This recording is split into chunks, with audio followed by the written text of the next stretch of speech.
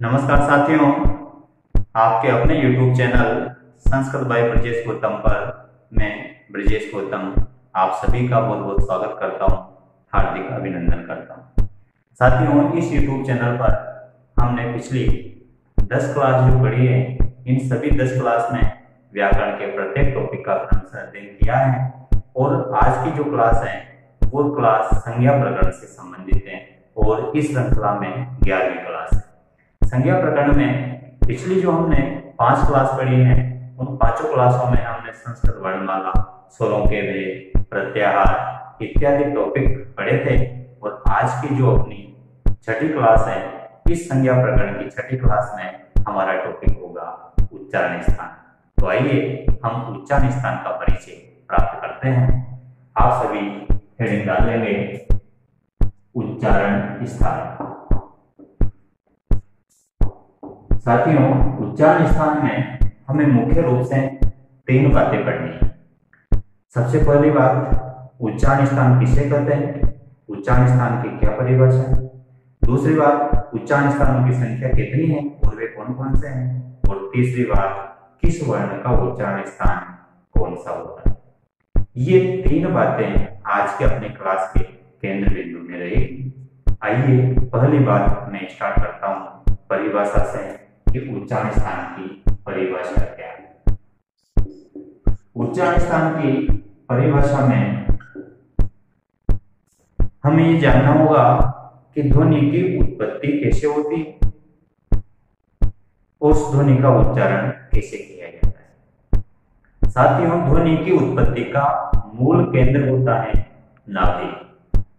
हमारा जो जठर प्रदेश है, जहां से जठराग्नि उद्दीप्त होती है, वही स्थान हमारी ध्वनि की उत्पत्ति का मूल स्थान होता है।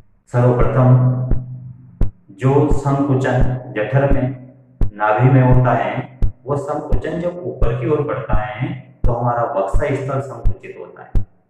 वक्ष स्थल अर्थात सीना। जब सीना संकुचित होता है तब फेफड़े जब संकुचित होते हैं तो फेफड़ों में भरी हुई वायु बाहर निकलती है। अब वायु बाहर कहां से निकलेगी, जहां से उसको जगह मिलेगी वहीं से निकलेगी। तो श्वास नली के माध्यम से कंठ और मुख में से होती हुई वह वायु बाहर निकलती है। वह श्वास वायु हमारे मुख विवर से बाहर निकलते समय किसी विशेष स्थान से टकराकर विशेष ध्वनि उत्पन्न करती है और वही स्थान उस ध्वनि का उच्चारण स्थान कहलाता है। ये तो बात हुई उच्चारण स्थान की परिभाषा की। आप इसे इस तरह से नोट करेंगे। ध्वनि की उत्पत्ति का मूल केंद्र नाभि होता है। नाभि से उत्पन्न संकुचन जब ऊपर की ओर बढ़ता है तो वक्ष स्थल संकुचित होने से वहां भरी हुई वायु मुख विवर से बाहर निकलते समय जिस विशेष स्थान से टकराकर विशेष वर्णों या विशेष ध्वनियों की उत्पत्ति करती है, वही स्थान उस विशेष ध्वनि का उच्चारण स्थान कहलाता है। ये तो बात हुई मित्रों उच्चारण स्थान की परिभाषा की। अब हम बात करते हैं उच्चारण स्थानों की संख्या की कि उच्चारण स्थान कितने होते हैं।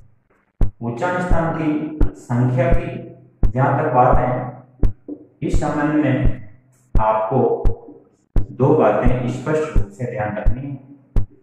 उच्चारण स्थानों की सामान्य संख्या 8 है। यदि प्रश्न पूछा जाता है कि उच्चारण स्थानानि कति सन्ति, तो आपको स्पष्ट रूप से उत्तर देना है 8, क्योंकि उच्चारण स्थानों की मूल संख्या 8 है और ये संख्या पाणिनीय शिक्षा में स्पष्ट दी हुई है। 8 उच्चारण स्थानों के नाम भी दिए हुए हैं। पाणिनीय शिक्षा के अनुसार यदि उच्चारण स्थानों की संख्या पूछी जाती है तब भी आपका उत्तर होना चाहिए 8। किंतु जब हम लघु सिद्धांत कौमुदी का अध्ययन करते हैं तो इस लघु सिद्धांत कौमुदी के अनुसार उच्चारण स्थानों की संख्या हमें मिलती है 11। और इसी प्रकार से जब हम सिद्धांत कौमुदी का अध्ययन करेंगे या व्याकरण सिद्धांत कौमुदी भी इसे कहते हैं, इसके अनुसार भी उच्चारण स्थानों की संख्या हमें 11 प्राप्त होगी। किंतु इन 11 उच्चारण स्थानों का कोई विशेष आधार नहीं है। इनमें जब हम दो उच्चारण स्थानों को संयुक्त रूप से प्रयोग में लेते हैं तब उन स्थानों की गणना भी अगर हम शामिल कर लेते हैं, उन स्थानों को भी अगर हम गणना में शामिल कर लेते हैं तब ये संख्या पहुंचती है 11। जैसे वकार से दंतोष्ठम, व का उच्चारण स्थान दंत और ओष्ठ, ए तो कंठ तालु, ए और ऐ का उच्चारण स्थान कंठ तालु है। तो कंठ तालु दंतोष्ठ यदि इनको भी उच्चारण स्थान मानते हैं तब 11 होते हैं। लेकिन चूंकि ये मूल उच्चारण स्थान नहीं है, दंतोष्ठ नाम का कोई उच्चारण स्थान नहीं है, दंत अलग है ओष्ठ अलग है, दंत और ओष्ठ इन दोनों की अलग अलग गणना 8 में हो चुकी है, इसलिए दंतोष्ठ के अलग से गणना नहीं होगी, क्योंकि दंतोष्ठ नाम का कोई शरीर में अंग नहीं है, कोई शरीर में स्थान नहीं, केवल उन दोनों का जब प्रयोग होता है तब उस वर्ण को हम दंतोष्ठ कहते हैं। इसलिए आपको सामान्य रूप से संख्या याद रखनी है 8 और यही उचित है। अब प्रश्न कैसे बनता है और आपको उसका उत्तर कैसे देना है। सामान्यतः यह प्रश्न इस प्रकार से पूछा जाता है कि उच्चारण स्थानानि कति सन्ति, और इसका उत्तर रहता है 8। सब जगह यही प्रश्न आता है, इसी प्रकार से पूछा जाता है कि इसका उत्तर एक ही 8। अब यदि ग्रंथ का नाम या उसके रचयिता के नाम के आधार पर प्रश्न पूछा जाता है, लघु सिद्धांत कौमुद्याम कति उच्चारण स्थानानाम उल्लेख वर्तते, तो आपका उत्तर होगा 11। या सिद्धांत कौमुद्यानुसारम भट्टोजीदीक्षित मतानुसारम कति उच्चारण स्थानानि, तब आपका उत्तर होगा 11। अन्यथा अगर सामान्य प्रश्न आता है उच्चारण स्थानानि कति सन्ति, तो आपका उत्तर होना चाहिए 8, और पाणिनीय शिक्षाया अनुसारम कति उच्चारण स्थानानि भवन्ति, तब आपका उत्तर होना चाहिए 8। ऐसा प्रश्न संभवतः नहीं बनेगा कि सिद्धांत कौमुदी या लघु सिद्धांत कौमुदी का उल्लेख करके आपसे उच्चारण स्थानों की संख्या पूछी जाए, ऐसा नहीं होगा, क्योंकि उच्चारण स्थानों की मूल संख्या 8 ही है। यह प्रश्न आया हुआ भी है और इसका उत्तर भी 8 ही माना गया है। अब इसके पीछे क्या प्रमाण है, उच्चारण स्थान 8 क्यों माने गए, ये कहाँ पर लिखा हुआ है। तो जैसा मैंने कहा कि पाणिनीय शिक्षा में 8 उच्चारण स्थानों का स्पष्ट उल्लेख है और सभी ने उसी को फॉलो किया है। 8 उच्चारण स्थान कौन कौन से हैं, देखो आप। एक पद्य पाणिनीय शिक्षा में आता है, उसमें है कि अष्टो स्थानानि वर्णानाम्, अष्टो स्थानानि वर्णानाम्, वर्णों के 8 उच्चारण स्थान होते हैं।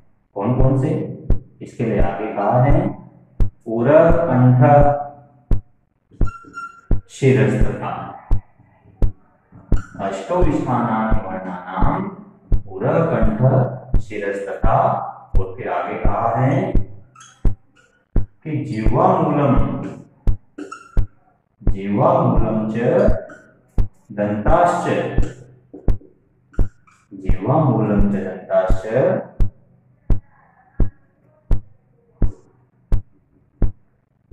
आगे कहा है कि नासिकोष्ठो, नासिकोष्ठो च दारुणम्। ये 8 उच्चारण स्थान है। देखो पहला उच्चारण स्थान है उरह, उरह का अर्थ है वक्ष स्थल, सीना।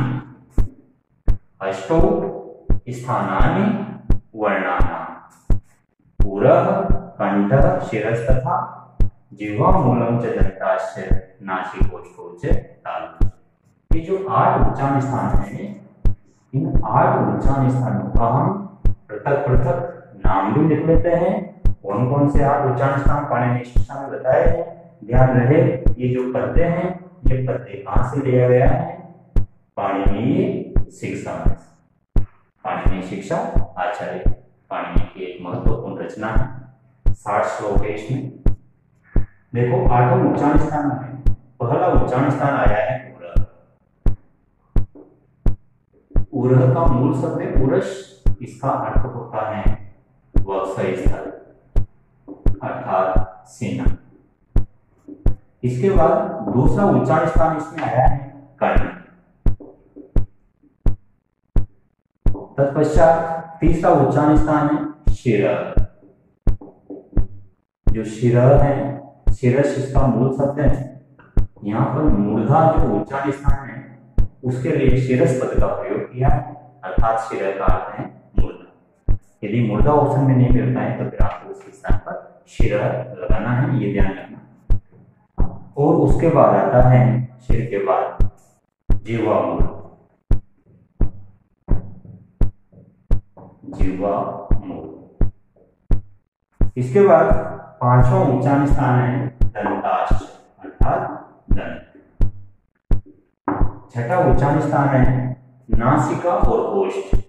तो छठा उच्चारण स्थान तो हुआ नासिका और सातवां उच्चारण स्थान हुआ ओष्ठ।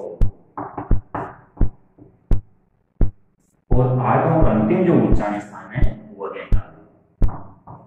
ये जो 8 उच्चारण स्थान है, इन 8 उच्चारण स्थानों का पाणिनीय शिक्षा में इस पद्य में स्पष्ट उल्लेख किया गया है। इसलिए संख्या के संदर्भ में आपको किसी भी प्रकार से कंफ्यूज होने की आवश्यकता नहीं है। उच्चारण स्थान नाम संख्या का वर्तते, आप बिना किसी हिचकिचाहट के संख्या 8 लगानी है, क्योंकि इसमें 8 उच्चारण स्थानों के नाम लिखे हुए हैं। और ये आप पंक्ति याद कर लीजिए, इसकी हमेशा गांठ बांध लीजिए। यहाँ पर क्या लिखा हुआ है, वर्णानाम अष्टौ स्थानानि, वर्णों के 8 उच्चारण स्थान होते हैं। बस बात यही खत्म है, बाकी किसी का कोई महत्व नहीं।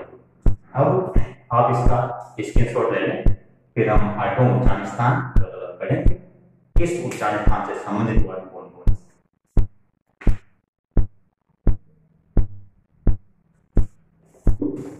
ये जो 8वां उच्चारण स्थान है, अब इन 8 उच्चारण स्थानों का हम क्रमशः अध्ययन करते हैं।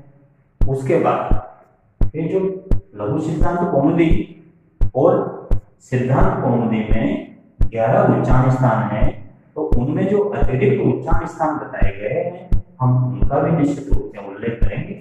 लेकिन सर्वप्रथम हम इन मूल 8 उच्चारण स्थानों के संदर्भ में जानकारी प्राप्त करते हैं। इसमें हमारे अध्ययन का केंद्र होगा कि किस वर्ण से संबंधित उच्चारण स्थान कौन सा है, या यूं कहें कि किस उच्चारण स्थान से संबंधित वर्णों की संख्या कितनी है, वे वर्ण कौन कौन से। इनमें सर्वप्रथम कंठ से शुरुआत करते हैं। कंठ प्रदेश से उच्चारित होने वाले वर्ण कौन कौन से हैं, इस संबंध में निश्चित रूप से आपने कुछ जानकारियां प्राप्त कर रखी है उच्चारण स्थान से संबंधित, जैसे अकुह विसर्जनीयानाम कंठ, ईचुयशानाम तालु। ये जो आधारभूत ज्ञान है ये निश्चित रूप से आपने कहीं न कहीं पढ़ा होगा, और यदि नहीं भी पढ़ा है तब भी हम यहाँ पर उसका उल्लेख निश्चित रूप से करेंगे और विस्तार पूर्वक पढ़ेंगे। इसको हम पूर्ण रूप में पढ़ेंगे, परिभाषाओं के साथ, संबंधित वर्णों के साथ और उदाहरणों के साथ। तो आइए सबसे पहला उच्चारण स्थान हम लेते हैं कंठ। जो पहला उच्चारण स्थान है कंठ, इस कंठ से निकलने वाले जो वर्ण हैं उन्हें कहते हैं कंठ। जिन वर्णों की उत्पत्ति, जिन वर्णों का उच्चारण कंठ से होता है वे वर्ण कहलाते हैं कंठ। और कंठे वर्णों की जो परिभाषा है वो परिभाषा है अकुह विसर्जनीयानाम कंठ। अकुह विसर्जनीयानाम कंठ। इसका अर्थ यह हुआ कि कु का कवर, ह और विसर्जनीय, इन सभी वर्णों का उच्चारण स्थान कंठ होता है। तो यहाँ पर हमें ये जानना जरूरी हो जाता है कि कंठ वर्ण कौन कौन से हैं, कंठ से उच्चारित होने वाले वर्ण कौन कौन से। पहला वर्ण आता है अपना अ। अब यहाँ पर अ वर्ण दिया है, लेकिन अ के जो मुख्य 3 भेद है ह्रस्व दीर्घ प्लुत, उन तीनों का उच्चारण कंठ से होगा, क्योंकि तीनों आपस में सवर्ण है।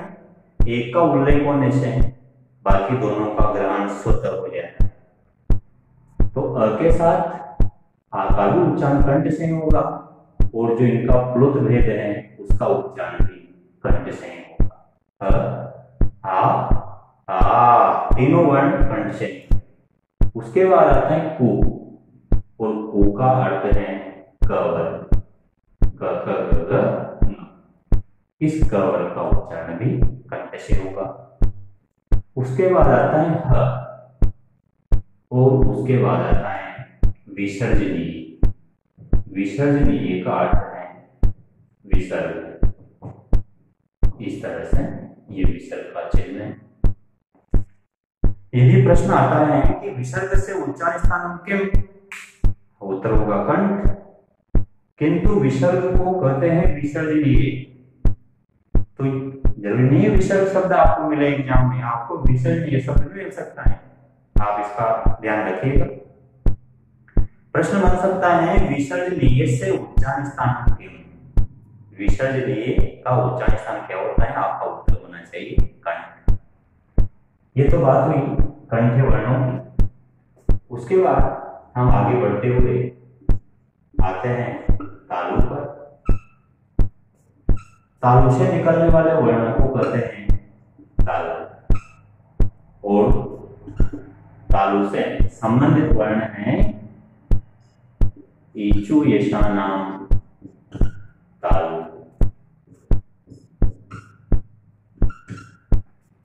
ईचु यशानाम तालु, इस परिभाषा में जितने भी वर्ण आए वो सारे वर्ण कहलाते हैं तालव्य वर्ण, क्योंकि इनकी उत्पत्ति तालु से हुई। तालव्य वर्ण कौन कौन से हैं? एक तो ई, अब ई के साथ दीर्घ ई भी आएगी और प्लुत ई भी आएगी। ई से तीनों का बोध होगा, हर्ष और दीर्घ, प्लुत, और इनके जो और भी भेद हैं उदाहरण से उन सब का बोध होगा। यहाँ पर प्लुत का चिन्ह आप हर्ष के पीछे भी लगा सकते हैं। अगर ये में हर्ष ई के पीछे प्लुत का चिन्ह लगाता हूँ तब भी ये प्लुत ही माना जाएगा। प्लुत हर्ष भी हो सकता है और दीर्घ भी हो सकता है, दोनों के पीछे आप प्लुत का चिन्ह लगा सकते हैं, वर्ण एक ही माना जाएगा। इसके बाद आता है चू, चू का अर्थ है जैसे दे देंगे। इसके बाद आता है ये, और इसके बाद आता है श। ये जो श है इसका उच्चारण चूंकि तालु से होता है इसलिए इसको हम तालव्य श कहते हैं। तीसरा उच्चारण स्थान आता है अपना मूर्धा, और इस मूर्धा को पाणिनीय शिक्षा में कहा है शिर अर्थात शिरस। मूर्धा से जो वर्ण निकलते हैं उन्हें कहते हैं मूर्धन्य, और मूर्धन्य वर्णों की परिभाषा है ऋतु रसाणाम मूर्धा। कौन कौन से वर्ण मूर्धा से निकलते हैं? मूर्धा से निकलने वाले उन मूर्धन्य वर्णों में कौन कौन से वर्ण शामिल हैं? एक तो ऋकार, री से तीनों भेदों का बोध होगा, ह्रस्व दीर्घ। एक बार घुमाएंगे तो ह्रस्व होगा, इसको भी दो बार घुमा देते हैं फिर दीर्घ हो जाता है, दीर्घ ऋकार। ये जो दीर्घ ऋकार है ये हिंदी में प्रचलित नहीं होता, ये केवल संस्कृत का वर्ण है, हिंदी में दीर्घ ऋकार नहीं होता, हिंदी में केवल ह्रस्व ऋकार ही होता है। और एक है प्लुत, उसके बाद है टू, टू का अर्थ है टवर, ट ठ ड ढ। इसके बाद है र, और फिर है श। ये सब मूर्धन्य वर्ण है। चूंकि ये जो श है इसका उच्चारण मूर्धा से होता है इसलिए इसको कहते हैं मूर्धन्य शकार। जब यदि उच्चारण से पता नहीं चल पा रहा है कि कौन सा स्वर बोल रहा है वक्ता, तो फिर उसे ये कहना पड़ता है कि मूर्धन्य शकार, तालव्य शकार। तो ये तो तालव्य श है और ये मूर्धन्य श है उच्चारण स्थान के आधार पर। इसके बाद चौथा उच्चारण स्थान अपना आता है दंत, दंता। यहाँ पर एक चीज विशेष है उस पर ध्यान देना आवश्यक हो जाता है। हमें पता है कि हमारे शरीर में कंठ कहाँ पर है, जो हमारा गल प्रदेश है यही कंठ है। हमें यह भी पता है कि दंत हमारे शरीर में कहाँ है, लेकिन हो सकता है हमें ये पता नहीं हो कि हमारे शरीर में, हमारे मुख में तालु कहाँ है और मूर्धा कहाँ है। क्या आप में से किसी को ये जानकारी है कि तालु कहाँ है, मूर्धा कहाँ है?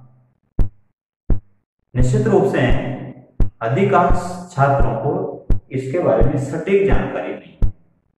कुछ तो कहते हैं कि जो तालु है गले के ऊपर जो वो थोड़ा सा पार्ट बाहर निकला रहता है, दिखता है ऊपर से झूलती हुई आकृति, वो तालु है।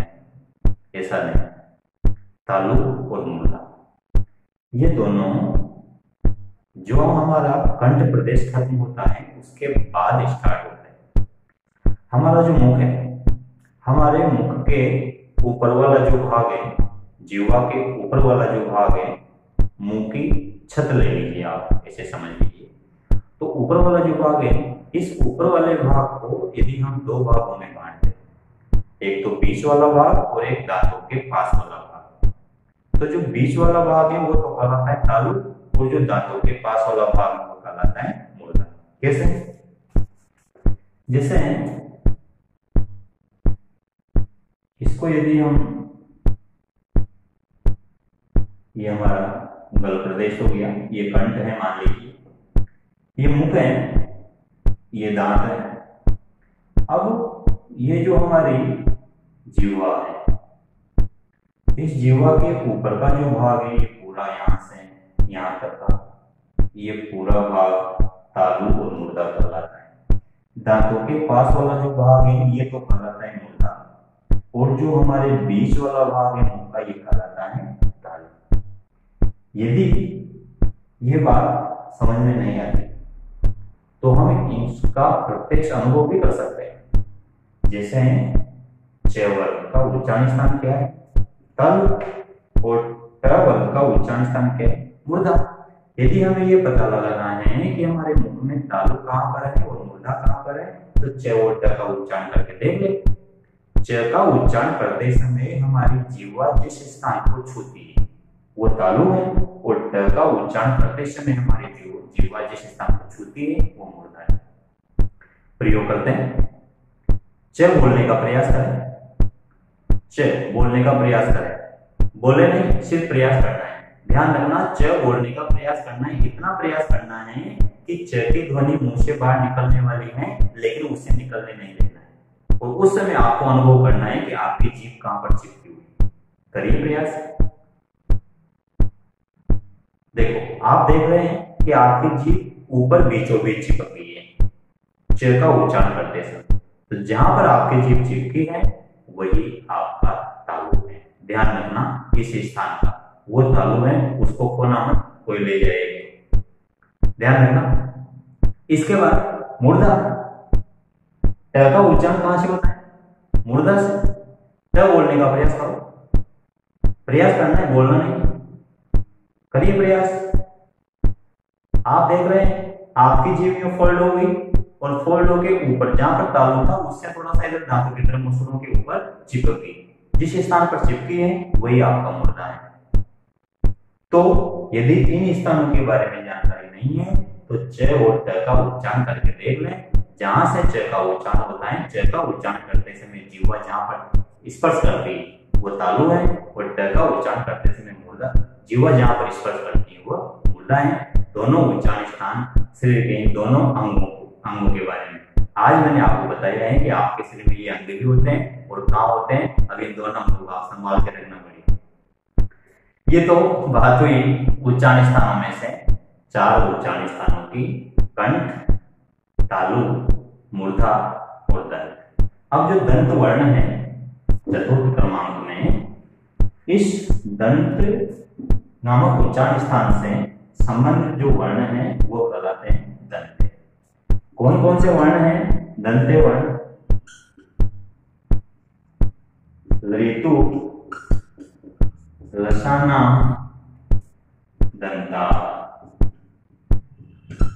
ऋतु, लसाना, दंता, ये दंते वर्णों की परिभाषा है।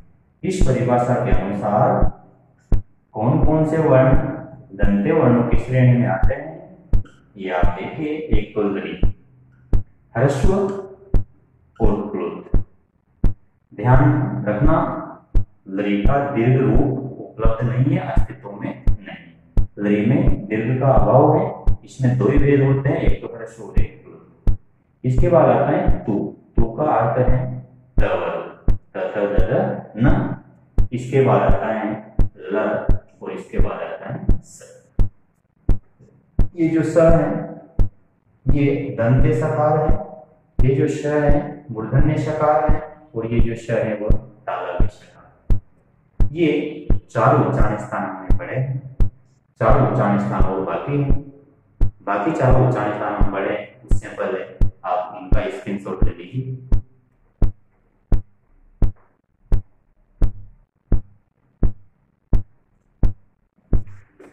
इनके बाद जो पांचवा उच्चारण स्थान आता है वो आता है ओष्ठ।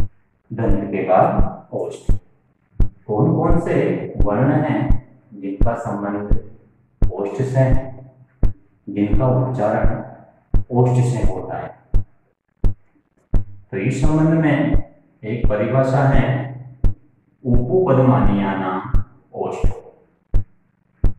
अर्थात उकार चाहे वो ह्रस्व हो, दीर्घ हो या प्लुत हो, कोई सा भी हो, उकार अर्थ है पवर्ग और उपपदमानी, इन सभी वर्णों का उच्चारण स्थान ओष्ठ माना गया है। जो उच्चारण स्थान है ओष्ठो वो द्विवचन है। देखो ओष्ठ कोई उच्चारण स्थान नहीं होता, उच्चारण स्थान का नाम है ओष्ठो। ओष्ठो क्योंकि ओठ दो होते हैं, चूंकि अकेले ओठ से किसी वर्ण का उच्चारण संभव नहीं, इसलिए इसका द्विवचन में प्रयोग किया गया। तो पांचवा उच्चारण स्थान आता है अपना ओष्ठो। जिन वर्णों का उच्चारण ओष्ठ से होगा वे वर्ण कहलाएंगे ओष्ठ्य वर्ण। ओष्ठ्य वर्णों के अंतर्गत कौन कौन से वर्ण आते हैं देखते हैं। ओष्ठ्य वर्ण है उपु पदमानीयानाम ओष्ठो। इस परिभाषा में जितने भी वर्ण आए हैं वे समस्त वर्ण ओष्ठ्य वर्ण कहलाते हैं। तो ओष्ठ्य वर्णों के अंतर्गत एक तो आता है उ, चाहे वह ह्रस्व हो, दीर्घ हो या प्लुत हो। उसके बाद आता है पु, पु का अर्थ है पवर्ग, अपगम। इसके बाद है उपदमानीय, उपदमानीय वर्णों का उच्चारण स्थान भी ओष्ठ होता है। पु और उपदमानीय, पु में जो उकार आता है ह्रस्व आता है, पु जैसे अकुह विसर्जनीय नाम कंठ, पु में उ छोटा है। ऋतु रसाना मुद्रा, उ में उ छोटा है, तो उ में भी उ छोटा आना चाहिए था, लेकिन उपदमानीय का जो उ है वो इसके साथ मिलकर दीर्घ संधि कर लेता है, इसलिए ये दीर्घ उकार यहाँ पर नजर आ रहा है। कौन कौन से वर्ण ओष्ठ्य वर्ण होंगे? तीनों उ, पवर्ग और उपदमानीय। अब यहाँ पर तीनों उ भी अपने समझ में आ रहे हैं, पवर्ग भी समझ में आ रहे हैं, लेकिन ये उपदमानीय क्या है? तो साथ ही उपदमानीय कोई विशेष नहीं है। उपदमानीय के संबंध में आप सिर्फ इतना याद रखेंगे कि जो ये दो वर्ण हैं प और फ, इन प और फ से पहले आधा विसर्ग लगा दीजिए, वही उपदमानीय कहलाएगा। आधा विसर्ग कैसे? जैसे ये विसर्ग है, अब इस विसर्ग को आधा कर दो, नीचे से भी आधा कर दो, ऊपर से भी आधा कर दो, ये जो चिन्ह बना, ये जो आकृति बनी, ये कहलाती है अर्धविसर्ग। यदि इस आकृति का प्रयोग प और फ से पूर्व कर दिया जाए तो ये जो आकृति, जो चिन्ह है, ये कहलाएगा उपदमानीय। प और फ नहीं कहलाएंगे उपदमानीय। उपदमानीय चिन्ह का नाम है। प और फ तो जो है वो प वर्ग है, वो तो स्पर्श है, वो उपदमानीय नहीं। तो यहाँ पर हमने जाना कि उपदमानीय वर्ण कौन कौन से होते हैं, इनकी मैं परिभाषा भी लिखाऊंगा। फिलहाल सिर्फ इतना समझ लें कि प और फ से पूर्व लगने वाला अर्धविसर्ग उपदमानीय कहलाता है। इसके बाद हम उच्चारण स्थान लेते हैं जीवा मूल।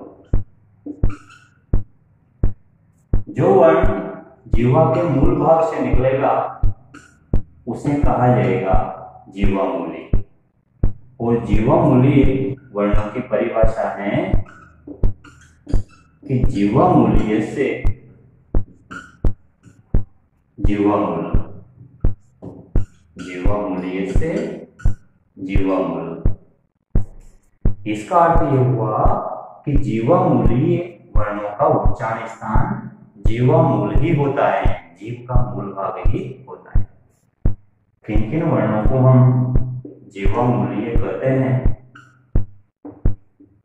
जीवामूलीय वर्ण कौन कौन से हैं? तो इस संबंध में हमें केवल इतना ध्यान रखना है कि जिस अर्ध विसर्ग का प्रयोग अभी हमने प और क से पहले किया था और उसको उपदमानीय संज्ञा दी, यदि उसी अर्ध विसर्ग का प्रयोग क और ख से पूर्व कर दिया जाए तो वही अर्ध विसर्ग कहलाता है जीवामूलीय। यहाँ भी ध्यान रखते हैं कि क और ख जीवामूलीय नहीं है, क और ख तो स्पर्श ही है, ये तो कंठे वर्ण ही है।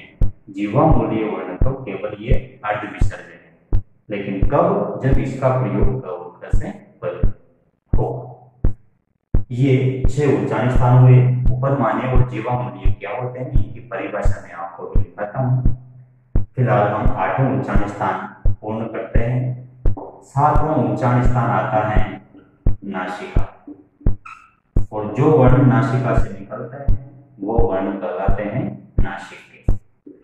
अब नासिक के वर्णों के अंतर्गत कौन कौन से वर्ण आते हैं? नासिक के वर्णों की संख्या कितनी है? इस संबंध में आपका उत्तर होना चाहिए 1। ध्यान रखना, एमांगाणा ये नासिक के वर्ण नहीं है, ये अनुनासिक है। नासिक के वर्ण सिर्फ एक ही है और वह है अनुस्वार। नासिक के वर्णों की परिभाषा है नासिका अनुस्वारस्य, नासिका अनुस्वारस्य। इसका अर्थ ये हुआ कि अनुस्वार का उच्चारण स्थान नासिका होता है। केवल एक ही वर्ण है नासिक के वर्ण और वह है अनुस्वार। तो नासिक के वर्ण के रूप में हम केवल एक वर्ण लेंगे, अनुस्वार। और जो अनुस्वार वर्ण है इसके संकेतांक इस तरह से होता है। ध्यान रहे, एमांगाणा अनुनासिक है क्योंकि उनका उच्चारण मुख और नासिका दोनों से होता है। जैसे मां है, क्या हम नासिका से मां का उच्चारण कर सकते हैं? मुंह बंद करो, केवल नासिका से मुंह बोलो। मुंह बंद रखना, कोशिश करो मुंह बोलने की, मुंह बोलना नहीं चाहिए, केवल नासिका से निकलना चाहिए मां। कर सकते हैं क्या? नहीं निकलेगा, बस ये तो नहीं निकलेगा, अर्थात अनुस्वार ही निकलेगा। वो तो मुख नासिका से निकलेगा, उसका वर्णन आ गया है। वो अनुनासिक है, वो नासिक के नहीं। नासिक में केवल अनुस्वार है। आप इनका स्क्रीनशॉट ले लीजिए, फिर हम 8वें उच्चारण स्थान की तरफ बढ़ते हैं।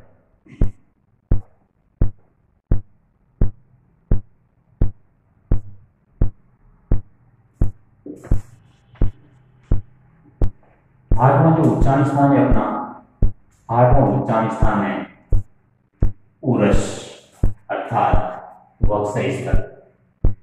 ये जो उरस नाम का उच्चारण स्थान है, इसका लघु सिद्धांत कौमुदी में और सिद्धांत कौमुदी में कोई उल्लेख नहीं।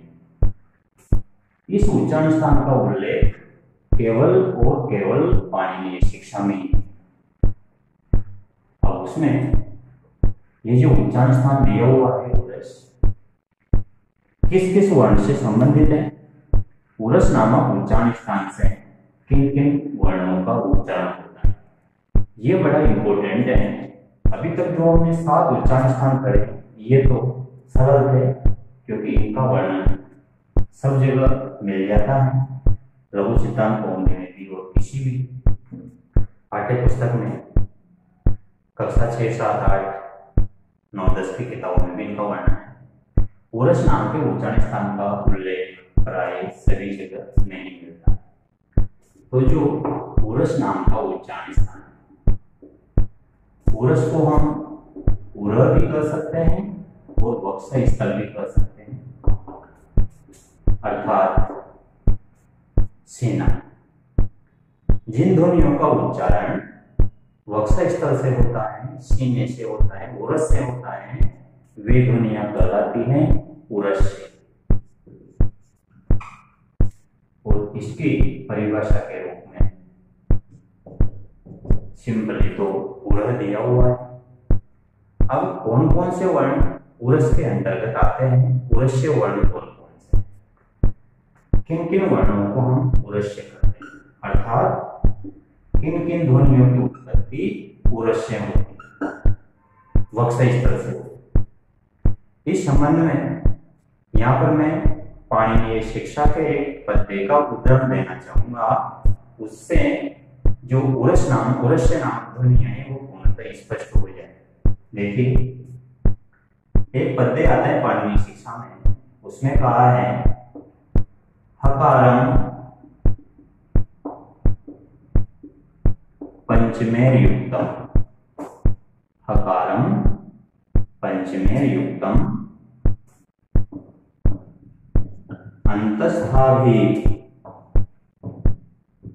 अंतस्थाभिश्च संयुतम,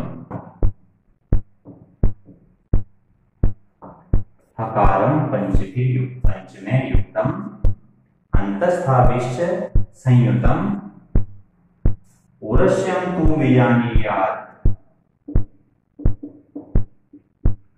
उरस्यम तु विजानीयात्।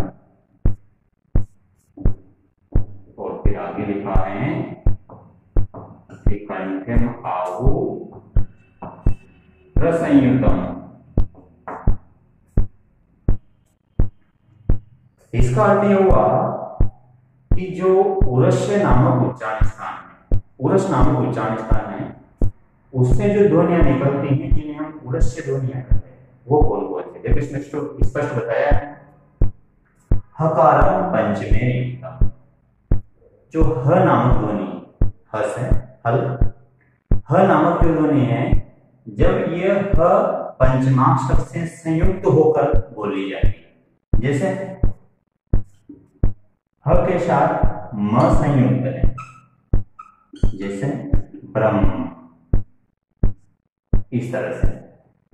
पंचमेर युक्तम पंचमाक्षर एम इनसे संयुक्त करके यदि हकार का उच्चारण किया जाए, या अंतस्थाभिश्च संयुतम, देखो हकारम पंचमेर युक्तम, महलंत आएगा अवचित, अंतस्थाभिश्च संयुतम, यह चारों अंतस्थ वर्णों के साथ, ये वर के साथ संयुक्त करके अगर हकार का उच्चारण होता है तो उरस्यम तु विजानीयात्, तो ये जो ध्वनि निकलती है, ये जो ह की ध्वनि निकलती है, इस ह का उच्चारण स्थान क्या लेना है? उर, और इसको उरस्य बोलना है।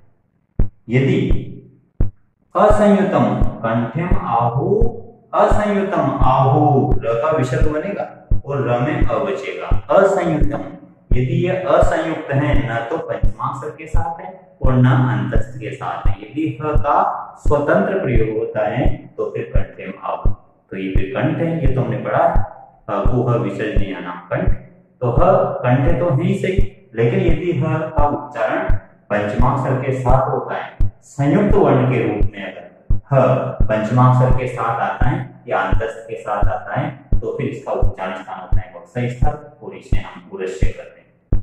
जैसे दूसरा मैं ले रहा हूं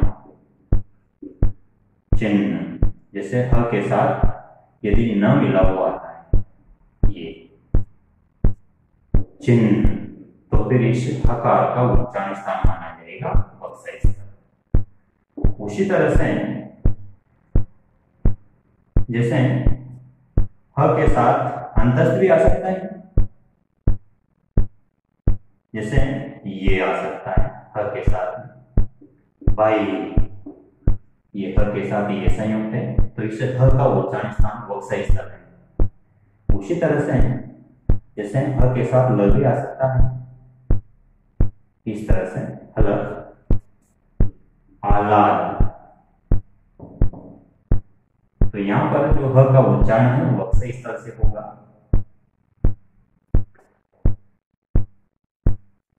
जैसे यहाँ पर हम एक और शब्द ले सकते हैं, ह के साथ जैसे वो मिला हुआ है तो शब्द बनेगा आह्वान।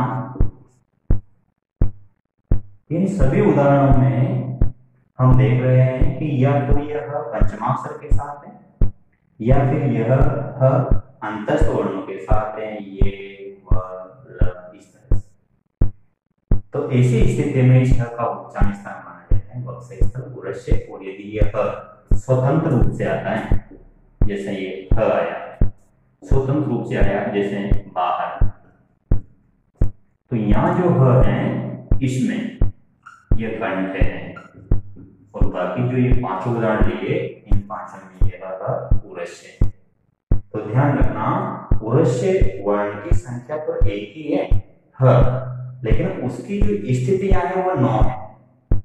उरस्य वर्ण ध्यान दीजिएगा एक है ह, लेकिन वही ह कितनी स्थितियों में उरस्य बन सकता है, वो स्थितियां 9।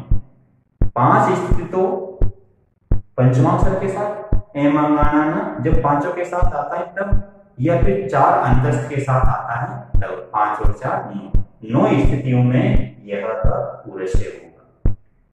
आप इसका स्क्रीनशॉट ले लीजिए।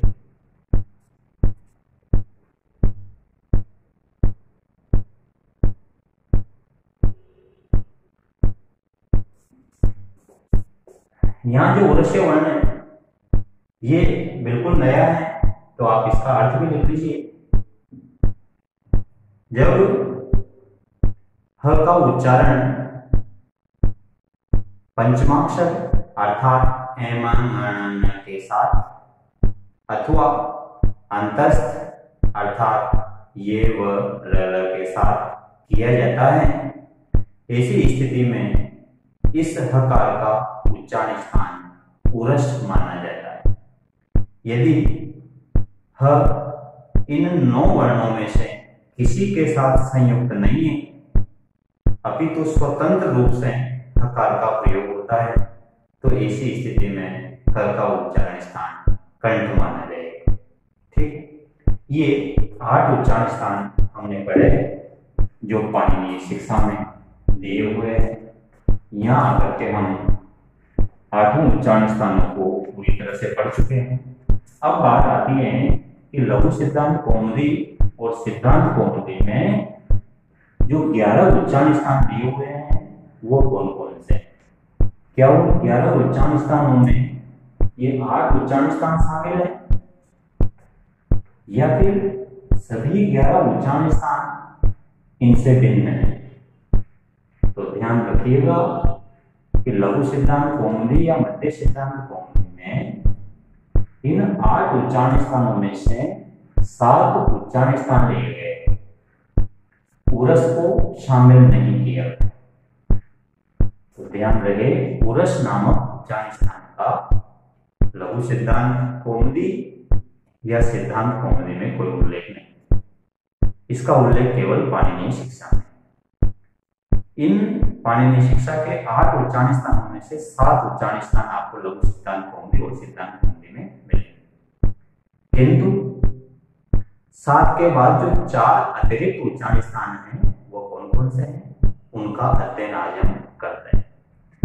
वो जो उच्चारण स्थान है उन्हें कहते हैं संयुक्त उच्चारण स्थान। संयुक्त उच्चारण स्थान ये संज्ञा उन चारों को मैं इसलिए दे रहा हूं क्योंकि उनमें से प्रत्येक 2-2 उच्चारण स्थानों के मेल से बना है। तो आप सभी बिंदु डाल लीजिए। अगला संयुक्त उच्चारण स्थान। संयुक्त उच्चारण स्थान की परिभाषा क्या होगी, पहले परिभाषा लिख लीजिए।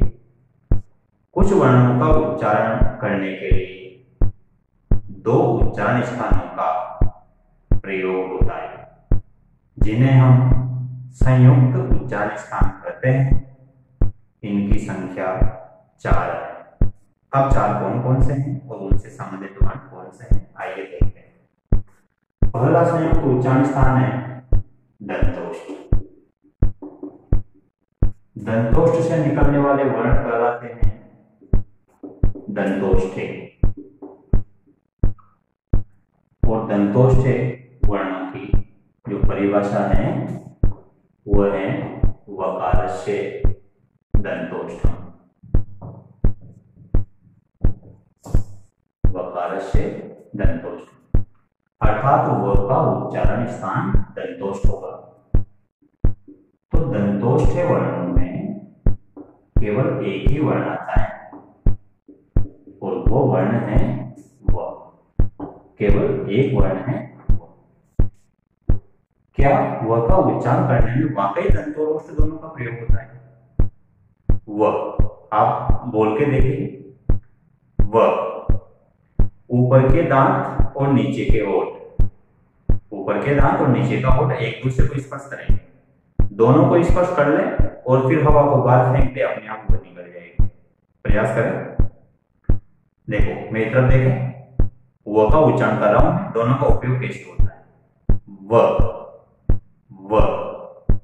ऊपर के दांत और नीचे का होठ मिल रहा है मेरा, व, और उसके बाद फिर व का स्पष्ट उच्चारण होता है, इसलिए इस व का उच्चारण स्थान माना गया है दंतोष्ठ। इसके बाद दूसरा उच्चारण स्थान आता है कंठ तालु। कंठ तालु से उच्चारित होने वाले वर्ण हैं कंठ तालव्य। इन्हें कंठ तालव्य संज्ञा दी गई और इन कंठ तालव्य वर्णों की परिभाषा है एदेतो कंठ तालु, एदेतो कंठ तालु। किन किन वर्णों को कंठ तालव्य वर्ण कहते हैं, इस परिभाषा से ये बात स्पष्ट है। एक का अर्थ है एक और एक का अर्थ है ऐ, तो ए और ए, ये दो वर्ण कंठ तालव्य वर्ण की श्रेणी में आता है। इसके बाद तीसरा संयुक्त उच्चारण स्थान आता है अपना कंठोष्ठ, और कंठोष्ठ से उच्चारित होने वाले वर्णों को कहते हैं कंठोष्ठ। कंठोष्ठ वर्णों की परिभाषा है ओदोतो कंठोष्ठम, ओदोतो कंठोष्ठम। तो कंठोष्ठ वर्ण कौन कौन से होंगे, इसमें कहा है ओ और औ, ओ औ, ये दोनों वर्ण कंठोष्ठ कहलाते हैं, ओत और औ, अर्थात ओ औ, इनको कंठोष्ठ कहते हैं। यहां पर एक बात की तरफ मैं आपका ध्यान दिलाना चाहूंगा, दंतोष्ठम जो शब्द है दो पदों से मिलकर बना, दंत प्लस ओष्ठ। ध्यान देना, विशेष है, इतर में बात कर रहा हूं, दंत प्लस ओष्ठ, यहां पर संधि हुई। अब दंत प्लस ओष्ठम में संधि होगी और संधि होने के वास्तव बन रहा है दंतोष्ठम, और संधि का नाम पूछ लिया, ये तो क्या लगाएंगे। यहां मैं इसलिए आपका ध्यान दिलाना चाह रहा हूं क्योंकि दंत के द में अ है, ओष्ठ में ओ है, और अ और ओ जब पास पास होते हैं तो यहाँ वृद्धि संधि की स्थिति बनती है। जैसे कृष्ण प्लस ओत्कंठ्यम, कृष्ण उत्कंठ्यम, या यूं कहें कि जल प्लस ओका जलोका, वृद्धि संधि की स्थिति बन रही है यहाँ, लेकिन फिर भी यहाँ पर वृद्धि संधि तो नहीं होगी क्योंकि वृद्धि संधि में तो दो मात्रा आती है। वही स्थिति कंठोष्ठम में भी बन रही है, कंठ प्लस ओष्ठम, यहाँ भी ठ में अविद्यमान, तो ये अ और ओ मिलकर औ होना चाहिए था, वृद्धि संधि होनी चाहिए थी, लेकिन यहाँ पर भी एक मात्रा आ रही है अर्थात वृद्धि संधि नहीं। तो ध्यान रखना, इन दोनों ही शब्दों में दंतोष्ठ और कंठोष्ठ में पररूप संधि, वृद्धि संधि नहीं। यहाँ पर सिर्फ इतना जान लें कि इन दोनों शब्दों में पररूप संधि। अब क्यों है, इसका क्या प्रमाण है, जब संधि का टॉपिक पढ़ेंगे तो मैं प्रमाण के रूप में निश्चित रूप से आपको इनके ससूत्र, वार्तिक, उदाहरण, बहुत सारी चीजें विस्तार से बताऊंगा।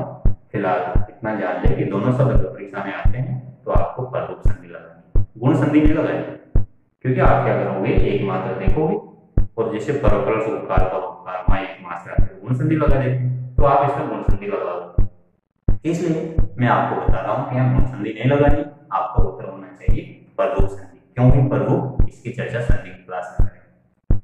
आप इसका स्क्रीनशॉट ले लो, फिर आगे बढ़ते हैं। 4 संयुक्त उच्चारण स्थानों में से ये 3 संयुक्त उच्चारण स्थान कंप्लीट हो चुके हैं। अब अपने एक उच्चारण स्थान बचता है बस, और वह है मुख नासिका। जो अंतिम और चतुर्थ उच्चारण स्थान है संयुक्त उच्चारण स्थानों में, वह है मुख नासिका। नंबर 4, मुख और नासिका। अब ऐसे कौन कौन से वर्ण हैं जो मुख और नासिका से उच्चारित होते हैं और उनका उच्चारण मुख और नासिका से कैसे होता है। देखो, चौथा उच्चारण स्थान है मुख नासिका। मुख और नासिका से उच्चारित होने वाले वर्णों को कहते हैं अनुनासिक, क्योंकि अनुनासिक वर्णों की परिभाषा ही मुख नासिका वचनो अनुनासिका। कौन कौन से वर्ण हैं जो मुख और नासिका से उच्चारित होते हैं, इसके लिए परिभाषा के रूप में आया है यमगणानां नासिकाच। यमगणानां नासिकाच 5 वर्ण हैं, म न न न। ये जो पांचों वर्ण हैं इनका उच्चारण स्थान क्या है, नासिका। लेकिन साथ में क्या दिया हुआ है, च। च का अर्थ होता है और, अर्थात इन पांचों वर्णों का उच्चारण स्थान और नासिका होता है। और नासिका, इसका क्या मतलब हुआ? इसका मतलब ये हुआ कि नासिका के अलावा कुछ और भी होता है, तभी तो कहा और नासिका। जैसे मैं आपसे कहूं और कारक भी पढ़ना, इसका मतलब जो मैंने बताया है वो तो पढ़ना ही, और कारक भी पढ़ना। तो एम में पांचों वर्णों का उच्चारण स्थान और नासिका होता है, अर्थात जो हम पढ़ चुके, जो आपको बता दिया वो तो होता ही, और साथ में नासिका भी। क्या पढ़ लिया, क्या बता दिया? तो ध्यान रहे, इन पांचों वर्णों का उच्चारण स्थान आपको एक बार इसी क्लास में मैं बता चुका हूं। कैसे? जैसे ये च वर्ग का पंचमाक्षर है, च से ले लेंगे, और हमने च वर्ग का उच्चारण स्थान पढ़ा है तालु। ईचु ऐसा नाम तालु, वहां स्पष्ट लिखा है कि च वर्ग का उच्चारण स्थान तालु होता है, तो च वर्ग में तो ये भी आता है, अर्थात इसका उच्चारण स्थान भी क्या होगा, तालु। नासिका च और नासिका भी होगा, तो तालु प्लस नासिका। दूसरा आता है म, ये प वर्ग में है, प प ब ब म, और प वर्ग का उच्चारण स्थान हमने पढ़ा है ओष्ठ। ऊपू पदमानिया नाम ओष्ठ, तो प वर्ग में म भी आता है, तो इसका उच्चारण स्थान हम पढ़ चुके ओष्ठ। और यहां कर रहे हैं नासिका च और नासिका। तीसरा आता है ङ, ये क वर्ग का पंचमाक्षर, क ख ग घ ङ, और क वर्ग का उच्चारण स्थान हम पढ़ चुके अकुह विसर्जनीयानां कंठ। क वर्ग का उच्चारण स्थान हमने पढ़ा है कंठ।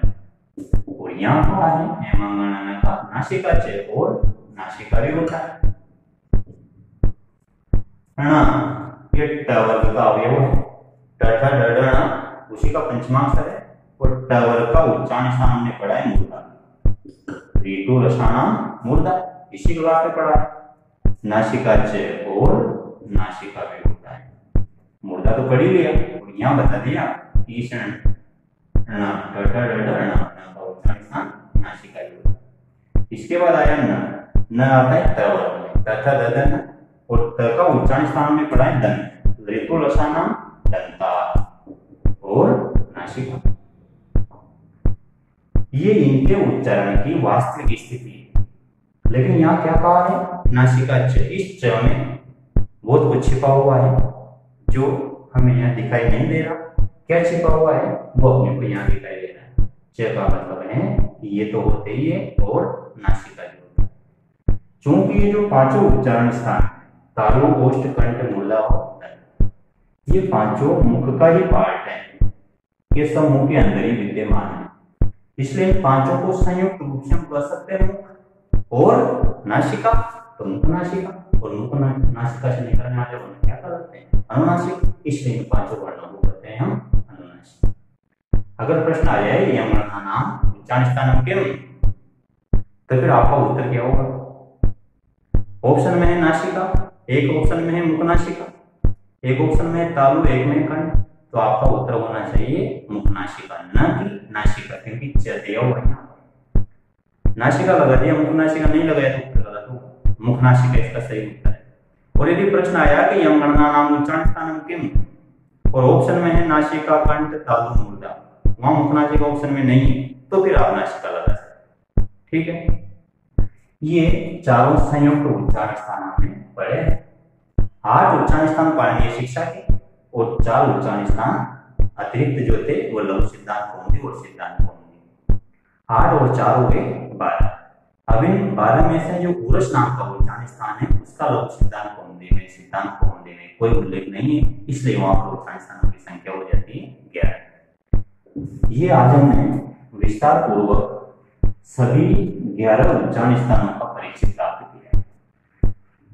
अब यहाँ पर इनका सार हम लिख लेते हैं ताकि मोटे तौर पर हमें सारे वर्णों के उच्चारण स्थान पता रहे।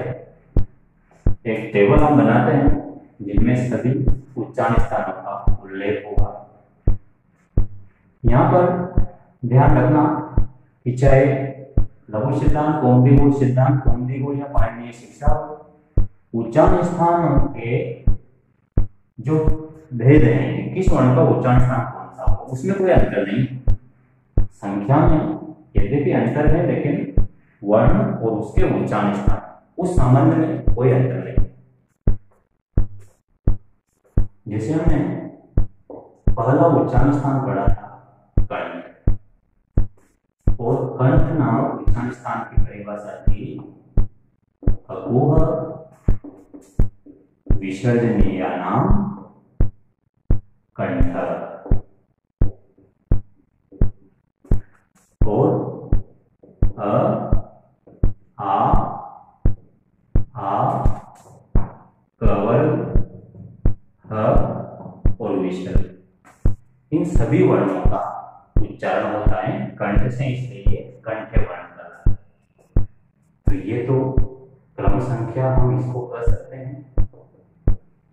यह है हमारा उच्चारण स्थान, ये है उसकी परिभाषा,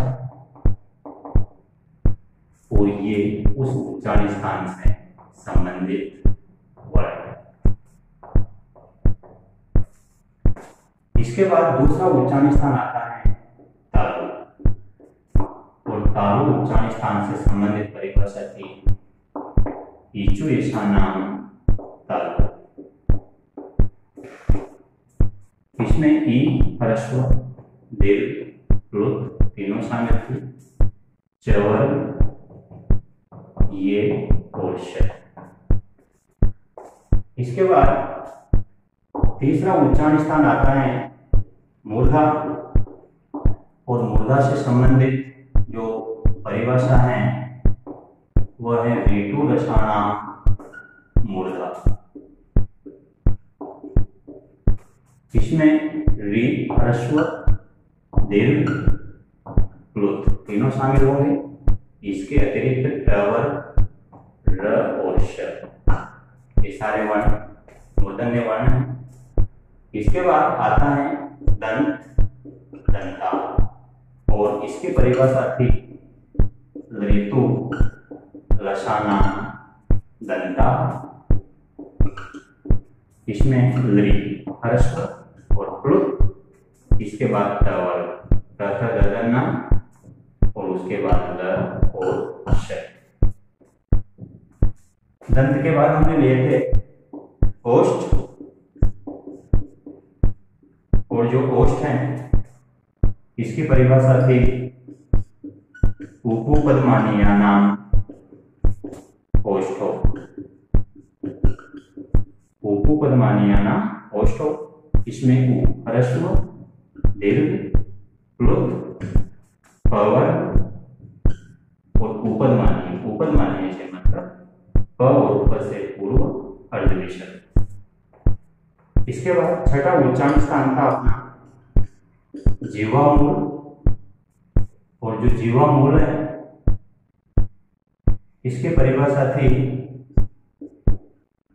जीवामूलीय से जीवामूलम, जीवामूलीय से जीवामूलम, ये इसकी परिभाषा थी। और जीवामूलीय वर्णों में केवल 2 वर्ण आते हैं, क और ख से पूर्व अर्ध विसर्ग। इसके बाद 7वां उच्चारण स्थान था नासिका, और नासिका से जो वर्ण निकलते हैं उन्हें नासिक के वर्ण कहते हैं, और इसकी परिभाषा थी नासिका अनुस्वार से, और इसमें एक ही वर्ण था बस, और वो था अनुस्वार। अनुस्वार का मतलब जो ऊपर एक बिंदु लगता है, ये अनुस्वार। और 8वां और अंतिम उच्चारण स्थान था अपना उरस वक्सई। इसको हम उर कहकर भी संबोधित कर सकते हैं, और इसमें 9 वर्ण आते हैं। एक तो हे, और र, ये, व, र, ल। 4 तो अंतस्थ हो गए, और 5 अनुनासिक, म, न, ये। इसके अलावा न, ये, व, ल, र, एम, गणना, ह के साथ न, ह के साथ ण। ये 5 और ये 4, ये 9 वर्ण यदि ह के साथ संयुक्त रूप में आते हैं तो इसे ह का उच्चारण स्थान उरस होगा। यहाँ पर ध्यान रहे कि ह के साथ ये, व, ल, र, म और न, इनका बहुतायत से प्रयोग होता है। ह के साथ ये, न और न, इनका प्रयोग प्राय देखने को नहीं मिलता है, लेकिन तथापि हमको ये 9 स्थितियां इस संबंध में याद रखनी। ये 8वां उच्चारण स्थान पाणिनीय शिक्षा के अनुसार हमने पढ़े थे विस्तार से, और अब ये इनका एक सार हमने कर दिया। सारांश के रूप में आप ये टेबल याद कर सकते हैं। इसमें सभी 8 उच्चारण स्थान और उनसे संबंधित वर्ण स्पष्ट रूप से दिए हुए हैं। इनके अलावा जो 4 संयुक्त उच्चारण स्थान है, क्योंकि वह हम अभी अलग से पढ़ चुके हैं, तो ये टेबल अच्छी तरह से याद कर लें। और इसके अलावा वो 4 संयुक्त उच्चारण स्थान आप ध्यान रख लें, जिसमें अपने उच्चारण स्थान का जो टॉपिक है ये पूरी तरह से पूर्ण हो जाता है। आज हमने विस्तार पूर्वक उच्चारण स्थान के एक एक पहलू की चर्चा की है। अब इसके बाद इसी वर्णमाला से संबंधित बाह्य प्रयत्नों का अध्ययन करेंगे, लेकिन उसके लिए आपको अगली कक्षा का इंतजार करना होगा। आज के लिए बस इतना ही काफी है। आप सभी को बहुत बहुत धन्यवाद। नमस्कार।